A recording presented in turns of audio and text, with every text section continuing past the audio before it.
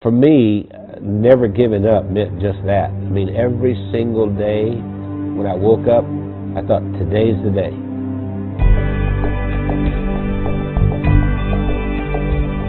I was the second son in a sharecropper's family. And a sharecropper means that you don't own anything. I mean, you work for someone else who was a landowner.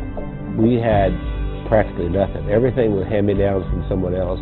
I didn't have shoes, and to this day my toes are all grown under because I didn't have shoes.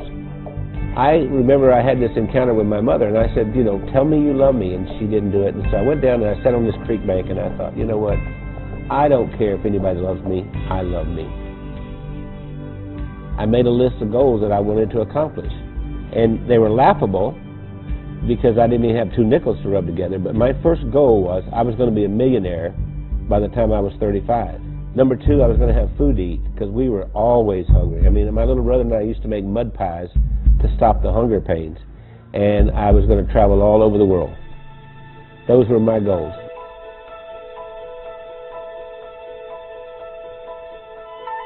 I've learned everything from working with Randy. I didn't know anything about business. I started out, before I met Randy, I was a teacher, a mathematics teacher. Well, I think we have a very good balance. Randy's really good in sales and telling the story and explaining why people need to have whatever it is that he's selling. And then he comes to me and says, Wendy, can we make it do this? And I have to get it done. We started working together, and we were together all the time doing things, and that we just, you know, couldn't be without each other. And once she got exposed to me, it was downhill from there. I mean, she could not last a day without me. That's probably true. That's what the COO does here. Does here? She preps me. Spit on it, honey, like you used to do. I never. We retired a few times. Did he tell you that?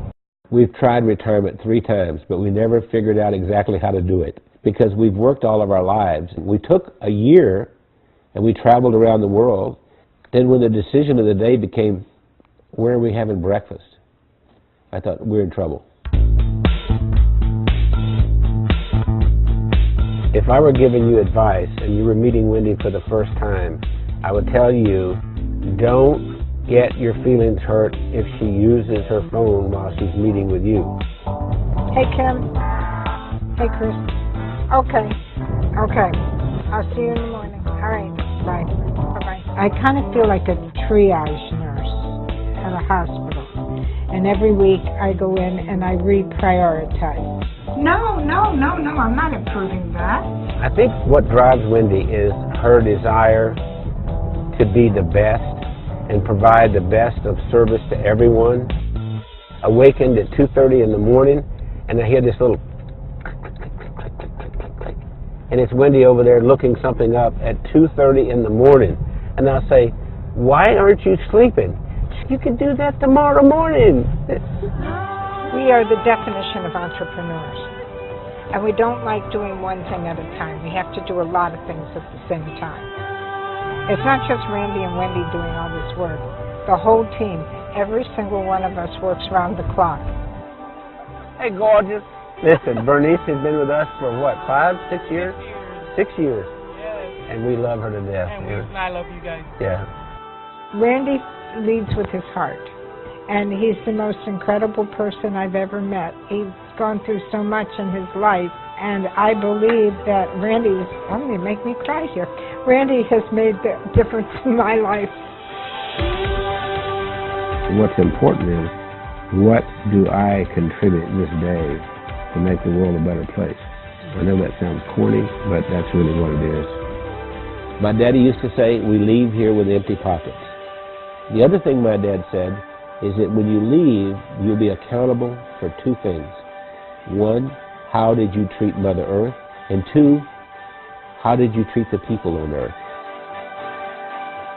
I feel that I have found joy and that I've given joy, and I think there's a lot more joy that we can give.